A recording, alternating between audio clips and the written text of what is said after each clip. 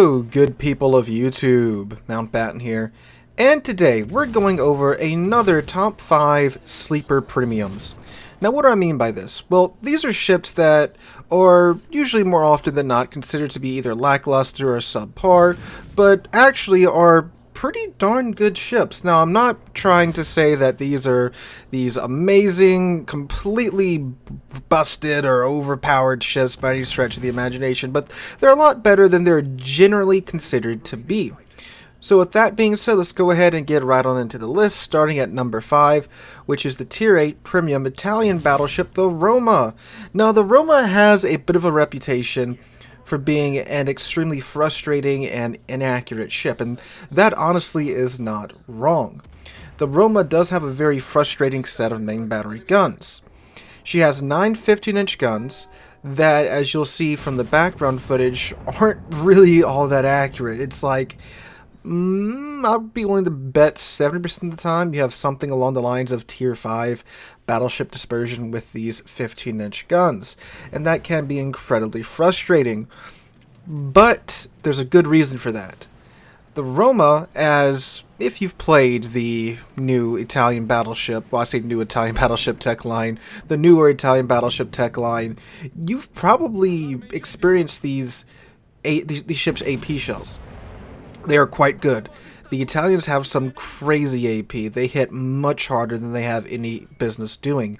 These 15-inch guns on the Roma really hit like 16-inch guns, or I'd be willing to even bet 16.5-inch, like some of the higher tier German battleships can equip, like the FDG and the Grosse Kurfürst.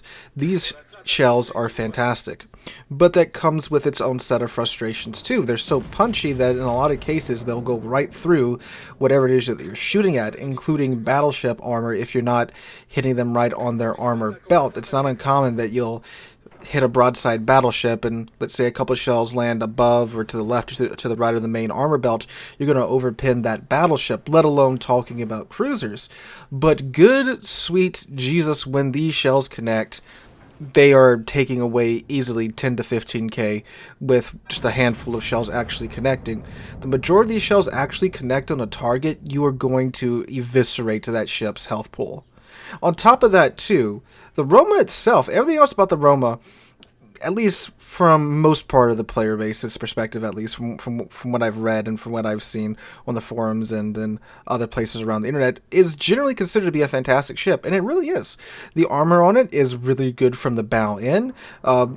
If you play the newer Italian battleships, it's pretty much the same here too. When these ships are approaching you or they're bow on, they're really difficult to deal with because they have such good bow armor. It's got some nice half bow plating that you stay properly angled. You can bounce, everything from same tier battleships all the way up to the Yami and even some of the super ships too.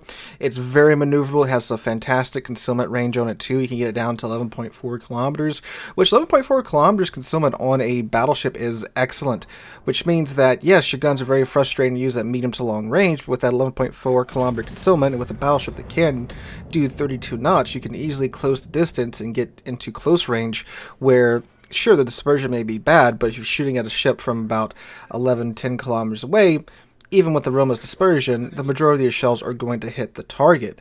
Now, the secret to dealing with cruisers is that you want to hit these cruisers when they're at an angle to you, which gives the armor belt on that cruiser a thicker effective armor rating, and essentially gives your guns more meat to bite into, and then you'll be popping cruisers left, right, and center.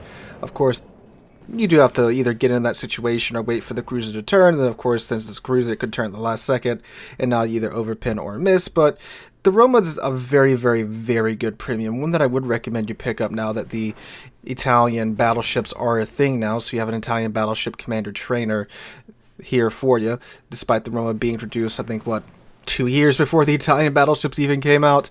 But anyway, a very, very, very, very often underestimated ship here. Going on down to number 4, we have the Tier 5 Premium Soviet Cruiser, the good old Krispy Kreme, with the Krasny Kreme.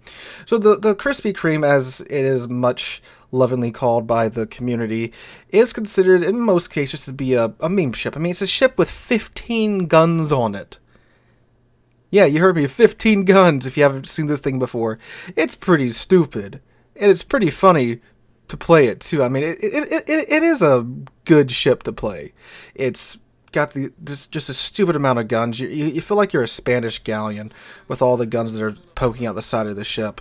Now, unlike a lot of other low tier cruisers, and this is what makes this ship stand out a bit out above the rest of these tier 5 cruisers, the Krispy Kreme here actually has some pretty decent armor. It's not like impossible to citadel or anything, but unlike a lot of low tier cruisers that just explode when a battleship looks at them slightly the wrong way, the Krispy Kreme can actually bounce a lot of battleship shells if you angle correctly in it. I'm not saying you can sit still and tank for days. No, it's not that tanky, but it's got enough armor to where it can keep up a lot better than, again, a lot of same tier cruisers, again, especially at tier 5. On top of that too, again, 15 guns, that's not a small amount of firepower, and these are fairly accurate guns. There's a couple of salvos that you should see in the background right now where these shells pretty much all go exactly where I wanted them to go.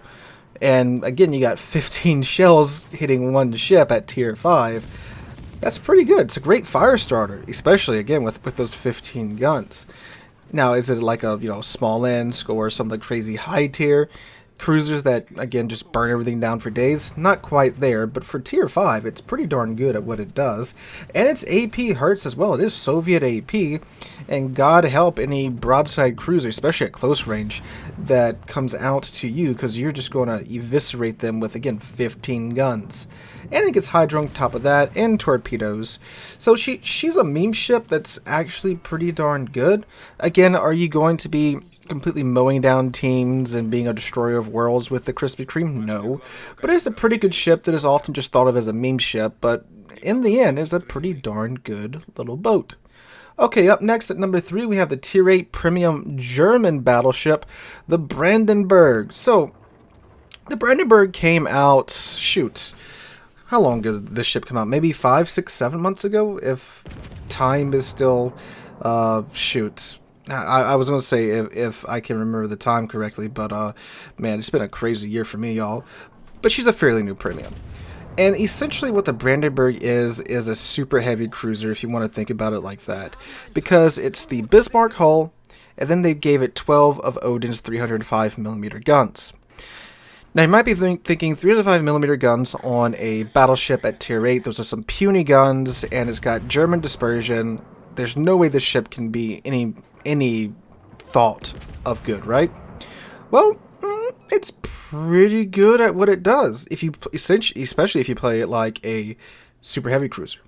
You keep HE loaded, you got the German HE pins, and it has a fairly quick reload time on the guns too, something that they didn't give the Odin when the Odin was being developed.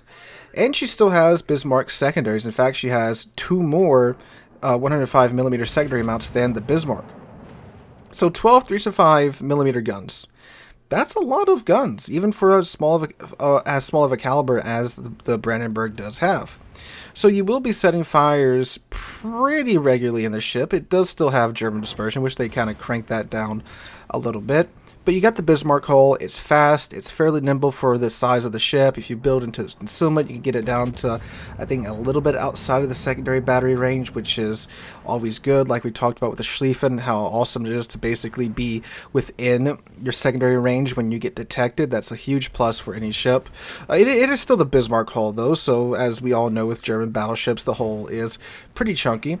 But it also gets torpedoes, which is great for close-in engagements. And don't underestimate the firepower of 12 305mm guns at close range, especially with the AP. This is still German AP. German AP hits like a truck, especially with the German cruiser AP. That's some of the best AP in the game.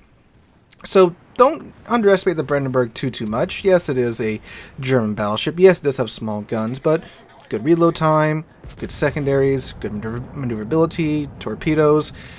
If you let a Brandenburg get within its sweet zone, which is like 13-ish kilometers away, you are going to be having a very, very, very bad day. Now, it is a Tier 8. It does get a double up tier to Tier 10, so that does, of course, suck when that happens, but especially when this thing's top tier, it is very, very nasty. So keep your eyes out for this if you see one on the enemy team, especially if you have someone in it that knows what they're doing. The only thing that would really help the ship out a lot is if they gave it hydroacoustic search, then she'd be a properly terrifying ship. Alright, on the way down now to number 2, we have the Tier 7 Soviet battleship, the Poltava. So the Poltava has 9 14-inch guns at Tier 7. Now, 14-inch guns at Tier 7, it's not that large, and she doesn't have the great HE of the King George V or the other British battleships at this tier. So 14-inch, especially at Tier 7, this is where you start to run into a lot of ships that you simply can't overmatch their armor anymore. So is that a huge detriment to the Poltava? Well, she does have Soviet AP, and she has standard battleship dispersion, which you could think of as a plus or a minus depending upon your views on that. If you guys don't know, the way Soviet battleship dispersion works is that at closer range, the dispersion is better. The further out you go, the worse the dispersion gets. So it's supposed to encourage you to play at close range. Poltava doesn't have that, so you could stay back with normal battleships and not have to push very hard like most Soviet battleships have to do, and you'll be getting the same dispersion. Same dispersion at 12 kilometers as it is at its maximum range of 18.4 kilometers. Now, of course, if you go and compare that to other Soviet battleships, you feel like you've got a pair of shotguns for your main battery guns because of, again, how wild the dispersion is no matter how close or how far away you are, but you do get 28-second reloads on those 9 14-inch guns, again with Soviet AP. Their armor is actually pretty good too on the Poltava. The exception is her Citadel armor. It is above the waterline, whereas most of the other Soviet battleships, their Citadel is either like right below the waterline or well below the waterline. So, except for that, it really is a really tanky ship, and you can play it like a Soviet battleship too, and then she'll perform just as well, except when you let someone get around to your side, and you're going to get popped pretty hard. But from bow on, and she's got a big bow too, you'll be just fine. Now, she also has pretty good top speed for a Soviet battleship. Most of the Soviet battleships are cruising around 27, 28 knots. The Poltava's up at 30 knots, so she's able to quickly disengage if she needs to do that. She does, of course, have a massive turning circle, though. If you park a Poltava up to an Iowa, it's actually, I think, only a few feet shorter than an Iowa. It's a really big boat for being a Tier 7 battleship. Alright, so going on down to number 1, we have the Tier 8 Premium American Battlecruiser, the Constellation. Now, this is a ship that I'm very confused about because this is a really, really, really good ship, but you don't really see them out here too much. So, the easiest way to explain the Constellation is that this is essentially a faster Colorado. This is the Lexington-class battlecruiser in the what-if World War II era refit. These battlecruisers were planned out way before the Second World War started, but then the Washington Naval Treaty happened and they got converted into aircraft carriers. So this is the what if that didn't happen and the Lexington class got built and then they got updated and refitted during World War II. So this is a fantastic ship. So it fixes a lot of the issues that most players have with the Colorado, it being so slow and its turrets taking forever to turn. Again, these are the same 16-inch guns you get on the Colorado. So you've got quite the excellent set of guns on this ship. Now, yes, it is Tier 7 guns at Tier 8, but they're still 16-inch guns. And they hit very hard, and they are exceptionally accurate, just like the Colorados are. But again, you are at Tier 8 now, so Colorado's good accuracy at Tier 7 is just kind of average accuracy at Tier 8, but again, with how fast and maneuverable this ship is, I think it's a fair trade-off. On top of that, too, you get 9.2 kilometer torpedoes and 10 kilometer radar. This is a battleship with radar. That is still very rare in today's World Warships. We haven't gotten to the point where they're just giving a radar away like there are some of the other gimmicks just yet.